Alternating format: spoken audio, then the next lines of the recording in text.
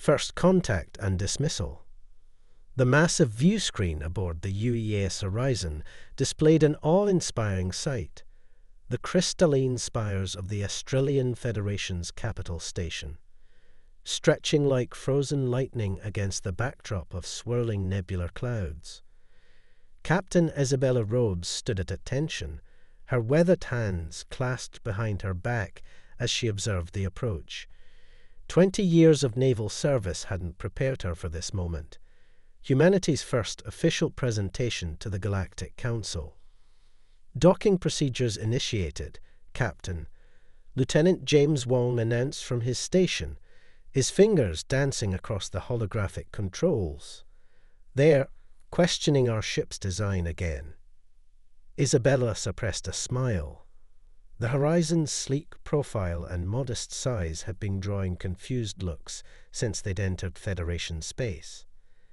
At barely 300 meters long, it was dwarfed by the kilometer-long behemoths that typically served as diplomatic vessels. The Australians, with their towering frames and luminescent skin, seemed particularly perplexed by humanity's primitive engineering choices. Maintain course, Lieutenant. Let them wonder. The Horizon's revolutionary quantum cascade drive hummed quietly beneath their feet, a testament to human ingenuity that they'd kept carefully hidden. While the rest of the galaxy built ever larger ships with brute force engines, Earth's engineers had gone in the opposite direction, perfecting efficiency over size. As they docked, Isabella straightened her midnight blue uniform, ensuring the golden Earth insignia caught the light. First impressions mattered, especially when representing 4 billion humans to a galaxy that had only discovered their existence 3 months ago. The council chamber was a cathedral to advanced civilization. Curved walls of living metal shifted like liquid mercury, while anti-gravity platforms held representatives from 200 species in a rising spiral. At the chamber's peak sat the High Council, the most powerful members of the Australian Federation. High Councillor Vextara, her crystalline form refracting light in rainbow patterns, peered down at the human delegation with 6 iridescent eyes. "We welcome Earth's representatives," she announced, her universal translator giving her words a metallic timbre. "Though we must admit some surprise at your rapid development of space travel. Merely a century ago, your species had barely reached your own moon." Isabella stepped forward, her voice clear and confident. "Humanity has always been driven to explore, High Councillor. Once we understand a principle, we quickly master it." A ripple of dismissive murmurs swept through the chamber. A massive, tentacle being to Vextara's left made a sound like grinding stones, their version of laughter. "Master it. Your vessels use primitive fusion drives, your weapons are based on crude particle acceleration, and your ships require thick hulls because you haven't even developed proper shield harmonics." Isabella maintained her diplomatic smile, though her jaw tightened.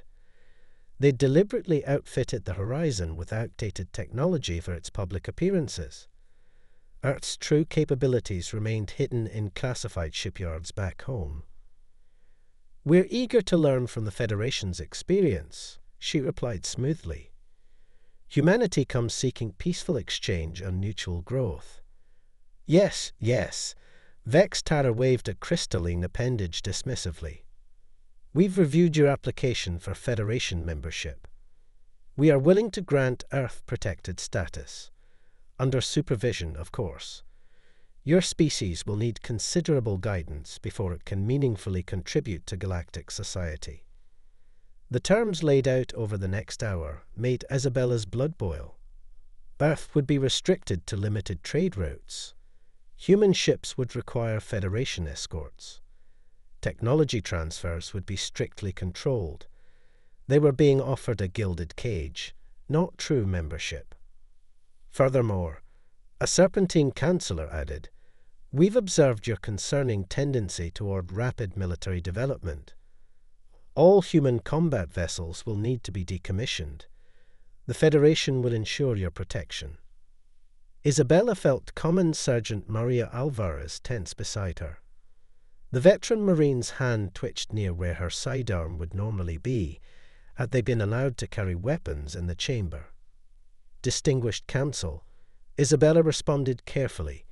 "While we appreciate the Federation's concern, Earth maintains the right to self-defense.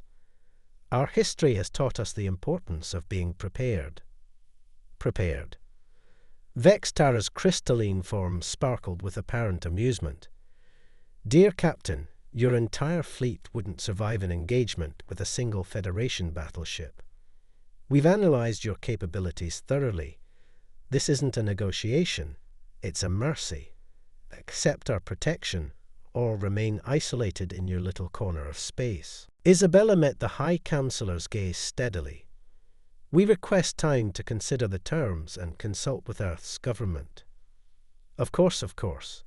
Take all the time you need. Though I suggest not too long. Space is far more dangerous than you realize, and you'll want our protection soon enough." As the human delegation departed the chamber, Isabella caught fragments of conversation from the assembled aliens. Primitive. Children. Barely space-capable. Each dismissive comment strengthened her resolve. Back aboard the Horizon, Isabella entered her ready room and activated the quantum-encrypted channel to Earth Command. General Lee's weathered face appeared on the screen, his expression expectant. "It's as we predicted, sir," Isabella reported. "They've completely underestimated us. Their scans never detected the cascade drive, the phase shields, or any of our advanced systems." Lai nodded slowly. "And their own technology. Advanced but stagnant. They're so convinced of their superiority that they've stopped innovating. Everything we observed matches our long-range analysis." "Excellent." Lei's eyes hardened. "Maintain the deception, Captain. Let them think us primitive. Meanwhile, Project Ascension enters Phase 2. Humanity won't be anyone's protected species." As Isabella ended the transmission, she moved to the Horizon's observation deck. The Federation's massive ships surrounded them, their crews likely looking down at the tiny human vessel with disdain. They had no idea that beneath its humble exterior, the Horizon carried technology that would revolutionize space travel. Let them laugh, she thought. Humanity had spent decades preparing for this moment, developing in secret while watching the galaxy through long-range sensors. The Federation's patronizing offer of protection had only confirmed what Earth's leaders had long suspected. The galaxy's powers weren't ready to accept humanity as equals. So be it. They'd learn soon enough. Lieutenant Wong's voice came over the intercom. "Captain, we're receiving new arrival notifications. Multiple ships dropping out of hyperspace. It's the Nexoids, ma'am. The invasion has begun. The silent revolution, deep within the Olympus complex, buried 2 kilometers beneath the surface of Mars. Chief Engineer Rajesh Petal stood before a holographic display that filled the cavernous testing chamber. His dark eyes tracked the quantum simulations with practiced precision as columns of data streamed past. "Run it again," he ordered, his voice carrying the weight of 20 sleepless hours. "Adjust the harmonic resonance by 0.3 degrees. The massive prototype engine, suspended in the chamber's center, hummed to life. Unlike the crude fusion drives Earth showed to their Federation observers, this was humanity's true masterpiece, the Mark VI quantum cascade drive. Its crystalline core pulsed with ethereal light, bending space-time in ways the arrogant Federation scientists had deemed impossible. "Sir," Lieutenant Kira Yoshida called from her monitoring station.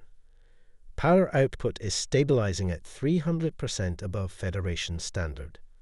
We've done it. The containment field is holding." A rare smile crossed Rajesh's face.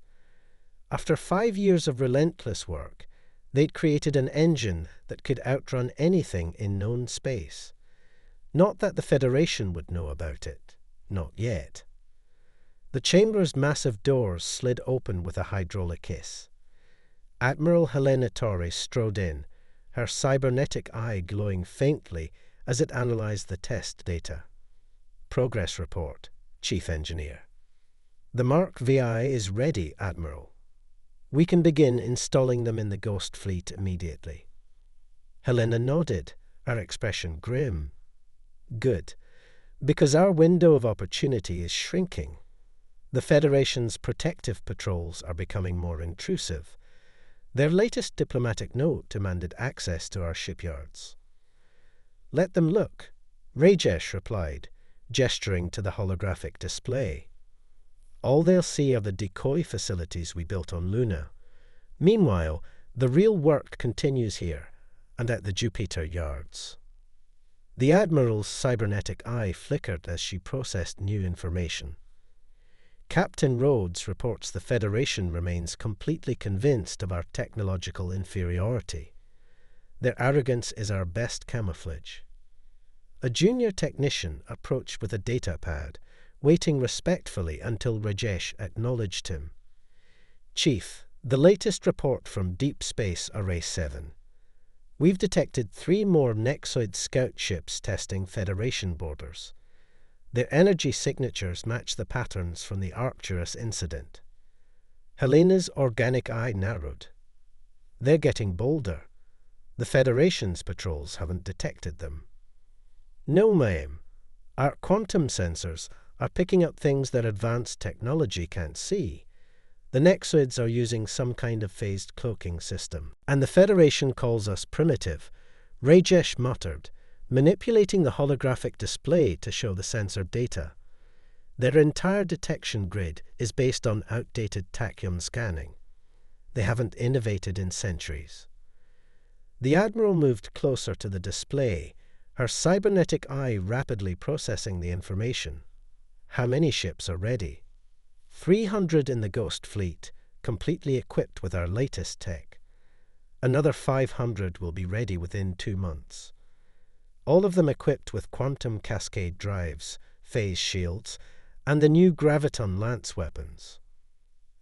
And the Federation thinks we have barely 50 outdated vessels. Helena's lips curved in a tight smile. Their own hubris blinds them. They're so convinced of their superiority that they never questioned why we accepted their protection so easily.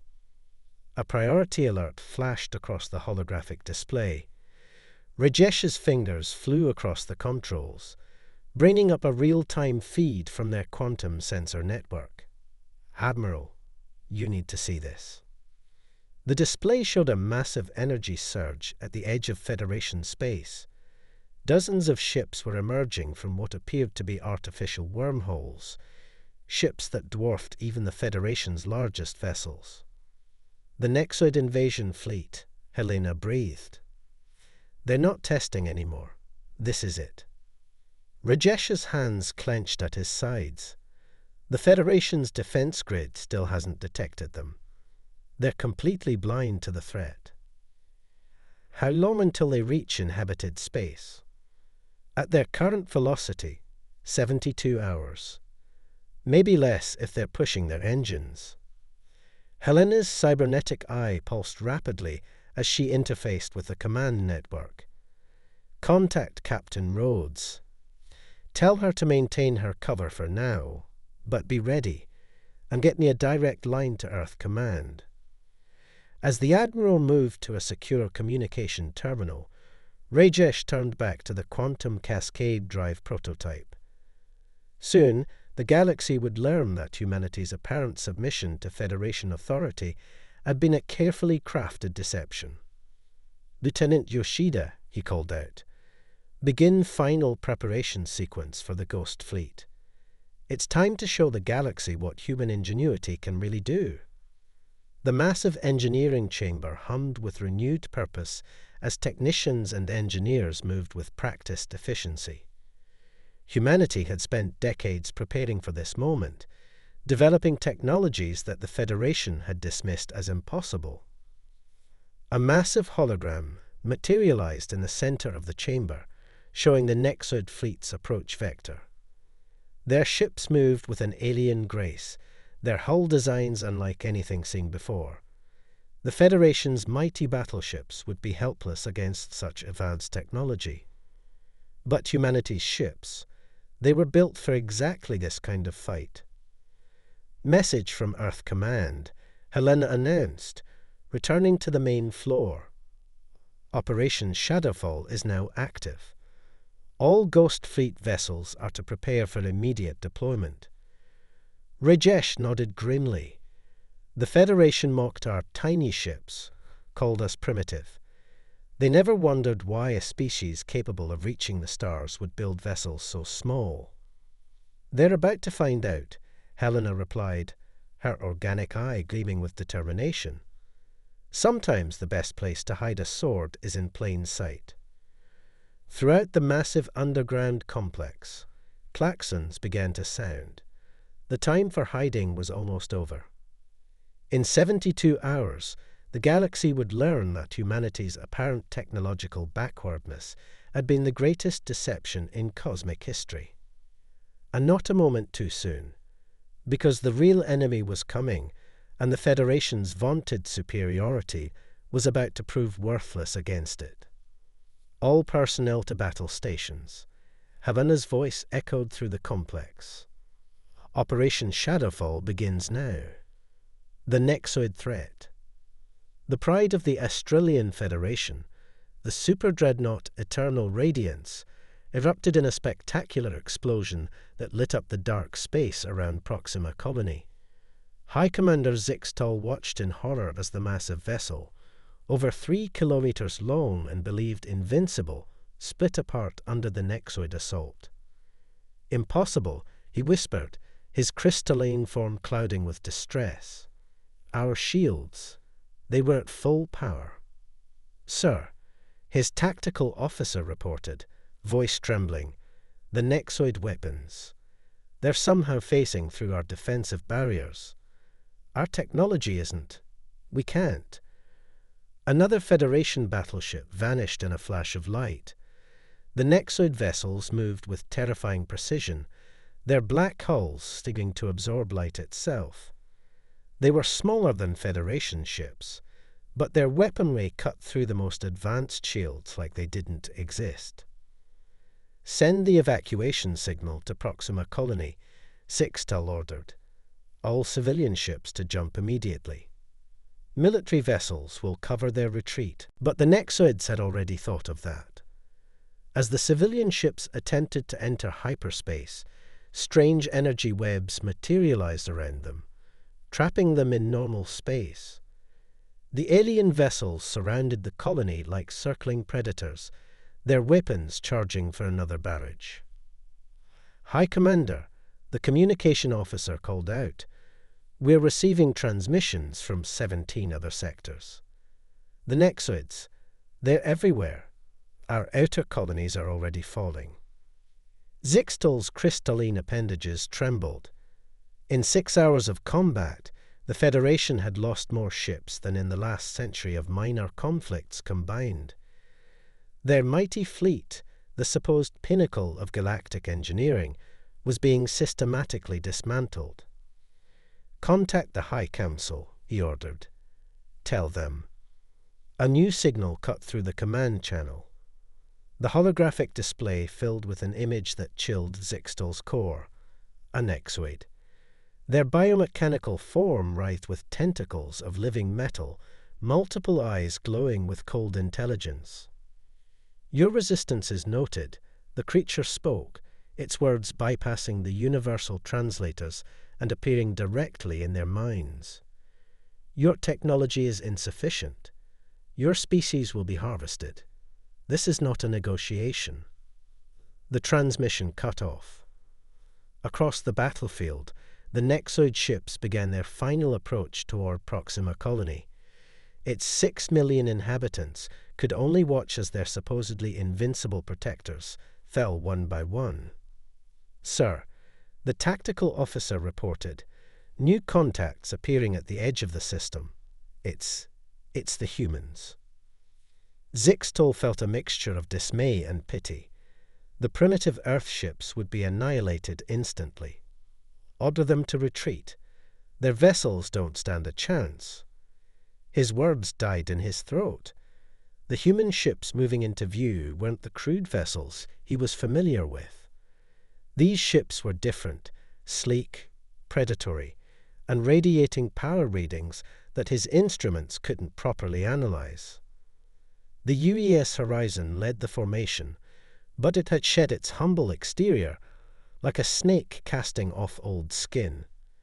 Its hull now gleamed with an otherworldly material that seemed to bend light around it. Behind it came dozens of similar vessels, each smaller than the average Federation ship, but moving with incredible speed and precision. "This is Captain Isabella Rhodes to all Federation forces." A calm human voice transmitted on all frequencies. "Fall back and regroup. We'll handle this." Before Zixtol could respond, the human ships accelerated to impossible speeds. His sensors couldn't track their movement. They seemed to exist in multiple places simultaneously, flickering in and out of normal space. The Nexoid fleet turned to face this new threat, launching the same devastating weapons that had torn through Federation defenses. But something incredible happened. The human ships' hulls rippled with strange energy fields, and the Nexoid weapons passed harmlessly through empty space. "How?" Zixtol breathed. "Their ships, their phase shifting. That's beyond even theoretical physics." The human counterattack began. From their vessels erupted weapons, unlike anything the Federation had ever seen. Beams of concentrated gravitational force literally folded space around the Nexoid ships, crushing their supposedly invincible hulls. Quantum torpedoes created localized singularities that swallowed alien vessels whole. "Federation vessels, clear the combat zone," Isabella's voice commanded. "Your shields can't handle the quantum backwash from our weapons." Zixtol watched in stunned silence as the human fleet engaged the Nexoids in a dance of impossible technology. Ships blinked in and out of existence. Weapons fire warped the fabric of space-time, and the supposedly unstoppable alien advance began to falter. "Sir," his tactical officer reported with awe, "the humans. They're winning. The Nexoid fleet is retreating from Proxima Colony." As the battle neared its end, Zixtol received a priority transmission from the High Council. Their message was brief. "How long have they been capable of this?" The High Commander looked at his display, watching the human ships systematically dismantle what remained of the Nexoid attack force. All this time, while the Federation had dismissed them as primitives, humanity had been preparing for exactly this kind of threat. Signal from the horizon, the communication officer announced, "Captain Rhodes requests permission to dock. She says it's time we had a real discussion about humanity's place in the galaxy." Zixtol's crystalline form pulsed with mixed emotions. Pride demanded he refuse, but survival instinct won out. "Permission granted," he said quietly, "and send them our thanks." As he watched the human ships establish a defensive perimeter around Proxima Colony, Zixtol realized that everything the Federation thought they knew about humanity had been wrong. They weren't primitives playing at spaceflight. They were warriors who had hidden their true strength, waiting for the moment when it would be most needed. And now, as reports of Nexoid attacks flooded in from across Federation space, it seemed that moment had finally arrived. Operation Earthborn.